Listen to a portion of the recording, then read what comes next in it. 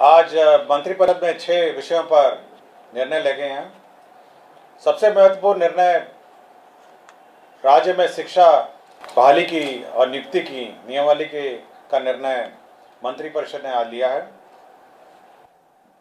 इस नियमावली का नाम होगा बिहार राज्य विद्यालय अध्यापक नियुक्ति स्थानांतरण अनुशासनिक कार्रवाई एवं सेवा शर्त नियमावली 2023। इस नियमावली के तहत अब जो भी नियुक्तियां राज्य सरकार शिक्षकों की करेगी वह अब राज्य कर्मी होंगे, राज्य सरकार के कर्मी होंगे। यह एक महत्वपूर्ण निर्णय है।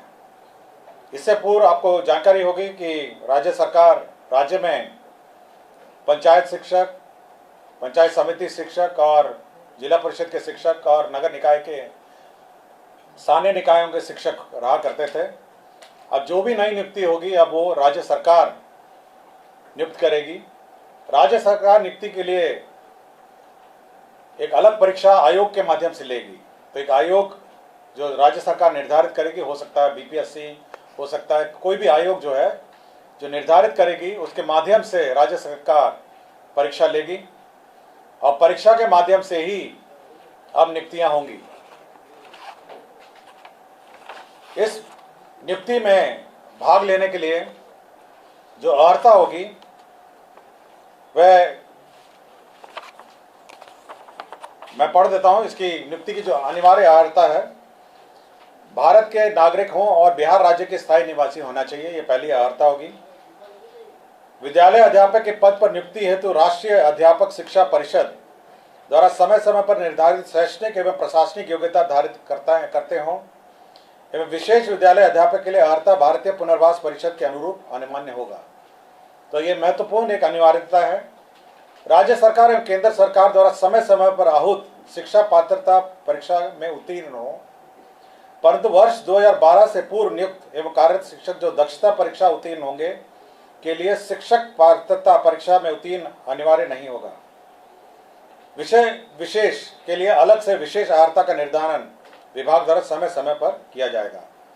तो ये बिल्कुल स्पष्ट होगा कि पहले तो आपकी जो परीक्षा होगी, जो क्वालिफाइंग एग्जाम है, जो राज्य सरकार और केंद्र सरकार के लिए पहले ली जाती थी, उसके क्वालिफाई करने के बाद ही आप सरकार द्वारा जो कमीशन के माध्यम से परीक्षा होगी उसमें आप बैठ पाएंगे। तो पहला एक एग्जाम जो सभी ने लिखा है, चाहे वो टीईटी हो और अन्य जो शिक्षा परीक्षाएं हैं, उसको क्वालिफाई करने के बाद आप राज्य सरकार के कमीशन द्वारा जो सरकार जो कमीशन निर्धारित करेगी उसके माध्यम से जो परीक्षा ली जाएगी तो बहाली उसके माध्यम से होगी। इसमें न्यूनतम आयु निर्धारित है 21 साल और अधिकतम आयु सरकार द्वारा निर्धारित की जाएगी।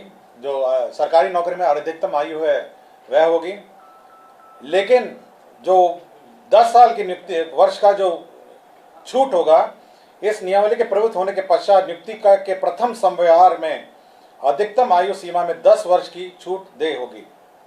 तो इसमें नियमावली में 10 वर्ष का छूट का भी प्रावधान है जो लोग पूर्व में नियुक्त होंगे। इसमें यह खासियत यह है कि इस परीक्षा में जो अभी वर्तमान में जिसको आप कहते हैं 7वें चरण या अन्य चरण जो हैं, वो लोग भी बैठेंगे, परीक्षा लिखेंगे।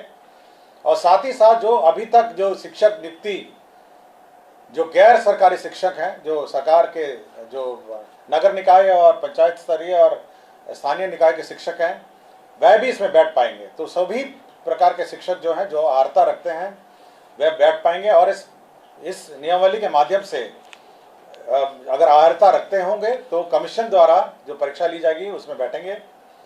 सभी जो कैंडिडेट्स हैं जो इस परीक्षा में लिखेंगे उनको 3 मौका दिया जाएगा। तो 3 बार लिख सकेंगे और 3 मौके के बाद वह नहीं लिख सकेंगे। जहाँ तक रिजर्वेशन की बात है, सारा राज्य सरकार द्वारा निर्धारित आरक्षण रोस्टर का पालन किया जाएगा। और लेकिन साथ ही साथ जो आरक्षण है प्राथमिक एवं मध्य विद्यालय के मूल कोटि एवं स्थानक कोटि के विद्यालय प्रधानाध्यापक के पद पर प्रत्येक विषय में न्यूनतम 50% महिला अभ्यर्थियों की नियुक्ति की जाएगी। जो वर्तमान में शिक्षा में जो आरक्षण लागू है वह यथावत रहेगा, किंतु अन्य जो महिलाओं को छोड़ के अन्य जो राज्य सरकार का जो आरक्षण का नियम है वह लागू होगा। इसके साथ साथ अब सरकार के जो कानून हैं, सरकार के जो नियम हैं, सरकार का जो पेंशन है, सरकार का जो निर्धारित एनपीएस पेंशन है, ये सब लागू होगा। सरकार के जो आचरण है वो लागू होगा।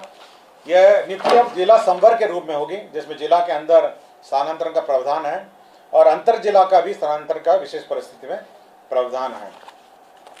संपुष्टि, सेवा संपुष्टि भी उसी अनुसार है, शिकायत अपील भी उसी अनुसार है। और कैबिनेट ने यह निर्णय लिया है कि अब अन्य किसी प्रकार से शिक्षा की नियुक्ति नहीं की जाएगी, शिक्षा की नियुक्ति नहीं की जाएगी। केवल जो सरकार द्वारा निर्धारित कमीशन है उसके माध्यम से परीक्षा होगी और उसी माध्यम से अब शिक्षा नियुक्ति होगी। यह बिल्कुल कैबिनेट ने स्पष्ट निर्णय ले लिया गया है।